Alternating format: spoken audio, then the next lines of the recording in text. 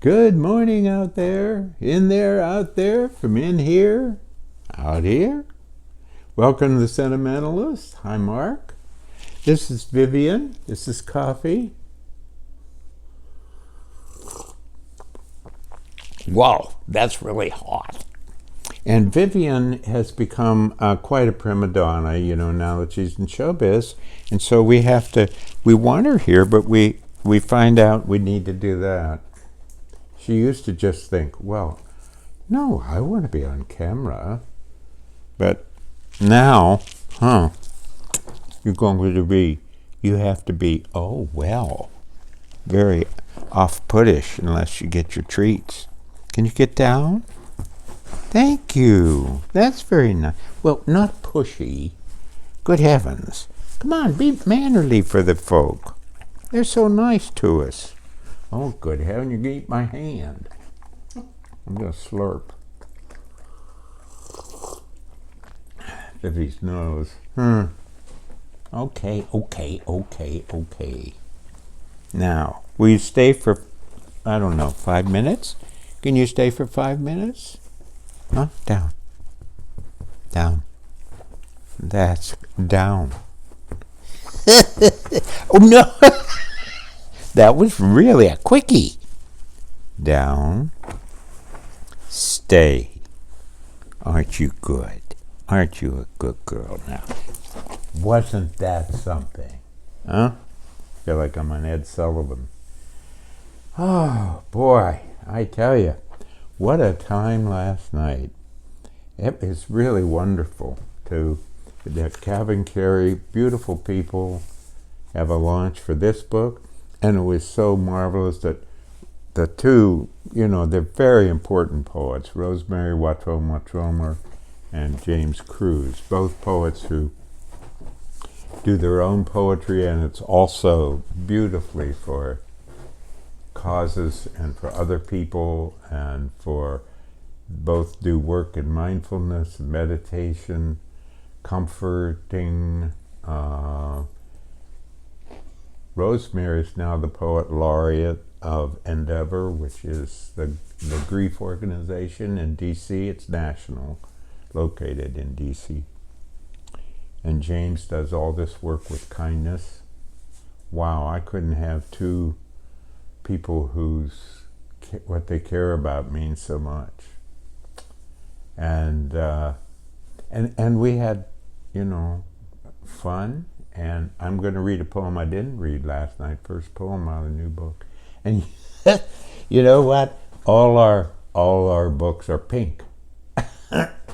Pink covers. Yeah. We should have all worn pink. The strange thing is that there's a lack of manners in people who say they're going to come. I don't think, have you ever had that, where you've invited somebody for dinner and you make a whole big dinner and then you just sit and wait? And we had 270 or some people said they were coming, and 160 came. I mean, that's 100 people who I had the list, because I wanted to be able to know who was going to be there. And it's wonderful to see those people who were there. Holy cow. Students from 30, 40 years, 50 years ago. And new friends, old friends. Can't name names because there's a lot of people. And of course, people who knew Rosemerry were there. So we got to know them, and people who knew James. So all the people got to know all three. Sometimes I think people don't understand that an artist does work to find out what they've done, what they're exploring, what it is. You start with something, and then as it goes along, you keep discovering things, and that's why you do it. And that's why it takes courage to do it too. And then the next part, whether it's publishing or a reading, is really a form of a gift. This is for you. And so sometimes when you say this is for you and you open the door and there's nobody there, and at the same time, lots of people there. I'm sorry, Jules. You know, and then there's the wonderful Kevin Carey people. Wow, did they do it? Dimitri was a host of hosts. I mean, he really was terrific. And Gabe set things up, and Tamara. There was this beautiful thing that Tamara Coleman did at the beginning, where we had a moment of silence for all the wars. Wow, I am so glad I'm with them. So grateful, so grateful. We have another launch at the library here in town, at the Douglas Saugatuck or Saugatuck Douglas Library. Vivi, thank you. Oh boy, you're staying right here. Yeah, at the library, that's going to be October 22nd at 6:30, so up and out, and that'll be just so good to see people just right there, you know. It's kind of, they say there's a limited space, so you want to get there at 6:29. Yeah, you know. And the marvelous poet Ruth Wald, who won the Michigan Writers Contest for her chapbook, has a reading on November 1st. We're doing the announcements. November 1st at Hope Church in Holland, Michigan. November 1, 7 o'clock. And November 2 at Unity Church in Douglas, Michigan, right across from the ball field. If you hit the ball over the fence at the ball field and it lands in the Unity front lawn, it's an automatic double. It's not a home run, it's a double. It's rather a short center field. So the Unity Church is where you hit the ball. Julie's been spinning and knitting. She knitted a shawl that's 40 yards long. It's for a shawl for Kravitz, Danny Kravitz. No, what's his first name? No, inspired by Lenny Kravitz. Lenny Kravitz. See how old I'm getting? I'm forgetting my own people. You know what was wonderful about, you know, you don't think of it. I don't think it's egotistical, but when you start out in something, anything, I don't care what it is. You could be hanging wallpaper, you could be a carpenter, you could be, you know, a landscaper, or whatever you are. When you start out, you want to do it well, and you want to get it going, and you want to find out whether you're able to do it. And you know, it doesn't matter what you do, after X number of years, you look back, and you see what doing that has brought, that you never thought about. And like all those people last night, or all the people I've come to know, would I know Rosemary or James? Dimitri, Gabe, Tamara, Dana? Huh. No, I wouldn't know them. Poems brought those wonderful people. Yeah. Holy cow. And everybody, when they look back, I wonder if that happens, because that's certainly true for an 80-year-old. Time for a slurp. Time for a slurp, and Julie's getting, oh boy, she's really been working. Out comes the knitting stuff. Don't stab me. She's been really having overtime work at the church, too. Whew. Man, the stuff going on there. You know, good stuff. Festivals and Slurp, boy, that's good. Still working on trying to get a new pastor, too. Raise a class. Pete Rose and Dikembe Matumbo. Remember Dikembe Shakesi? And,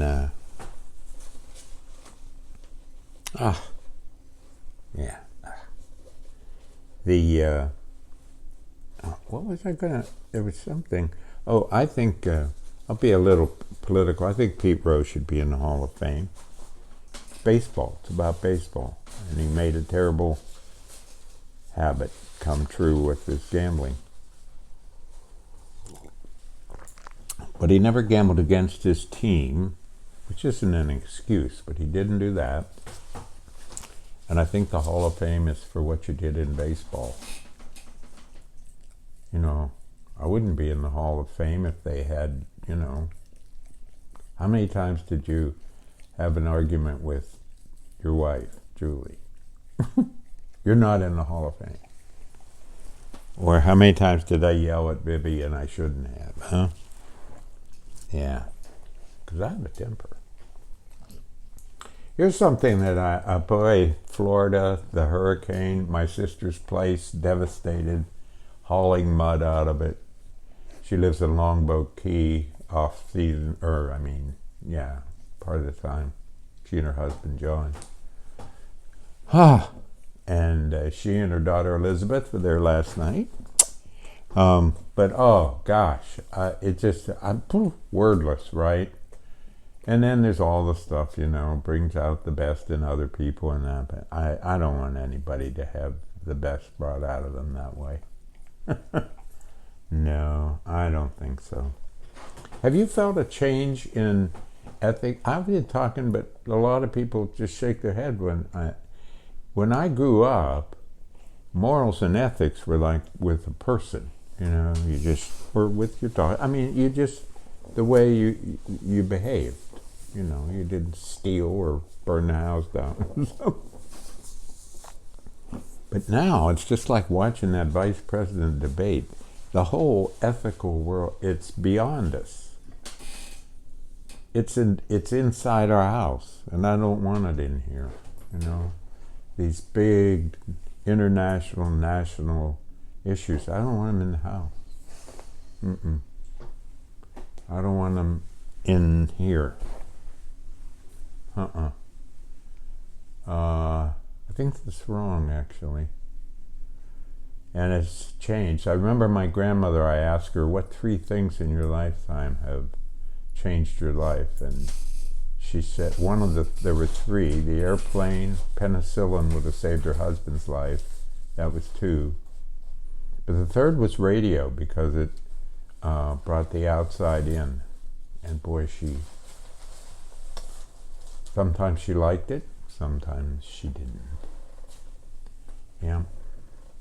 The leaves are turning. Ours are turning yellow gold out here in the poplars around the pond. A little bit of red, not much yet, but it is October, the best month of the year. Absolute. No, don't give me an argument. Don't give me an argument. October's the best month of the year. We're ranking months. Well, that's about enough for today. I mean, we went to Soul Collage with Ruth Swald on Saturday, and once again, I can't encourage you, if you find someone who can do Soul Collage, what it does for you is such a remarkable surprise. It's just a surprise. You look at all these pictures that Ruth puts out, I don't know, 1,000, 500, and you look at them all, and for some reason, there's certain pictures pull you, and you take them, and then you make a collage out of the ones that pulled you, and see what how can you interpret, or what's it saying to you? It doesn't even take much interpretation. It doesn't take much of this. You just look and, it's saying something. Yeah. How's our time? We're about up? I think like it, huh? We probably overtime. Well, sometimes, at least I do, I like to write a poem that you can, not about anything, but starting with something that, I don't know, in general, that's not for poetry. I did a whole book about that. That was called Losing Season, because if you look at American poetry, you don't see much sports. There's a couple sports poetry magazines, wonderful ones. See you, Viv. You were great. Yeah, thanks. So when Jimmy Buffett died, I waited for a while, and then I thought, I can hear Jimmy Buffett? Not negative about Margaritaville and all, but there's something, the poetry world would probably say, Jimmy Buffett? Are you kidding me? Beethoven, but Jimmy Buffett? Kind of bassy, but not Jimmy Buffett. So that was kind of fun. And it actually turned out better than I thought. And I learned some things. I really did. So I'll say thank you for being with me today. And I just hope things go okay. This is called Margaritaville Farewell. Put away your guitar. Let it grieve beside you, while Jimmy smiles and charms a few chords. 2, 3, 4 more than you're ready for. It was that sane soul's tone, man. That's what it was, that soft-shell tone. Open the door, welcome the sun to sit beside you. Just you and the lonely old sun, watching clouds pass you by. Listen to how Jimmy sang. Even moonlight bright enough to keep you and the captain alive and wondering where that lover is now. Sit and remember that night you got drunk and stayed awake. And that love, sleeping somewhere outside Omaha, so you heard, never gave you another thought. But Jimmy didn't forget and brings it back. Tells you to make a margarita or hell, anything to have your tears be another thing to laugh about. And then toss overboard. Jimmy, you sang us into a world we couldn't take the time to make. So what if it wasn't possible? We'll still carry every laid-back lyric in the way it always should have been. Thanks for being with me. Take care. Be kind. Try to be cheerful.